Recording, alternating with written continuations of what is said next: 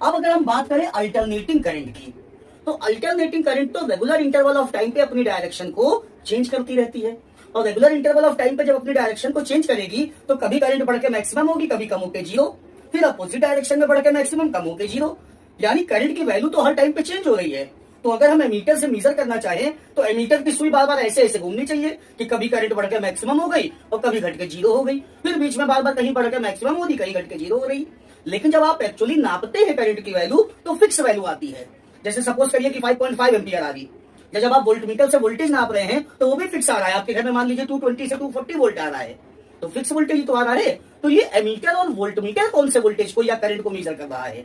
तो students, ammeter और voltmeter जो है ये आरएमएस वैल्यूज को मेजर करते हैं, ठीक है ना। Ammeter RMS value of current को मेजर करेगा और voltmeter RMS values of potential difference को मेजर करने वाला है, ठीक है ना। या सोर्स की बात करें तो ईएमएफ की मेजर करेगा। अब ये आरएमएस वैल्यूज होती क्या है?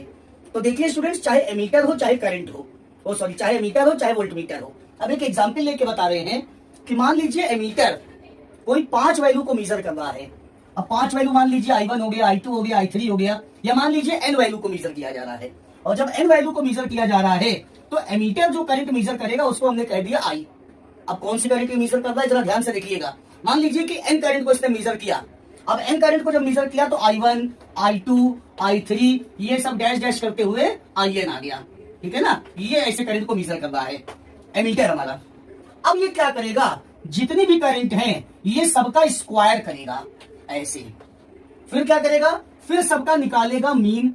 मीन का मतलब सबको ये ऐड करेगा ऐसे, और क्या करेगा, डिवाइड करेगा। अब जैसे यहाँ n करंट है तो किससे डिवाइड करेगा, n से। अगर हम 5 वैल्यूज ऑफ करंट लेते तो 5 से डिवाइड कर देता। और लास्ट में ये निकालता है रूट, और यहाँ पे जो रूट ये ऐसे निकाला जाएगा। तो ये वैल्यू हमारा मेजर करता है कौन, एमीटर, और इसी को हम लोग कहते हैं आरएमएस वैल्यू, यानी रूट मीन स्क्वायर करंट या स्क्वायर मीन रूट करंट, ठीक है ना। तो ये करंट हमारा एमीटर मेजर करता है। और स्टूडेंट्स, इस करंट की जो वैल्यू आती है वो आती है I0, यानी peak value of current upon √2। और √2 की वैल्यू आप लोग जानते हैं कि √2 की वैल्यू होती है 1.414। और जब स्टूडेंट्स I0 को 1.414 से डिवाइड किया जाता है तो 0.707 और I0 आता है। तो अगर कोई आपसे पूछे कि भाई आरएमएस करंट क्या होती है, तो आप सीधे सीधे बताएंगे कि आरएमएस करंट होती है स्क्वायर मीन रूट करंट या रूट मीन स्क्वायर करंट।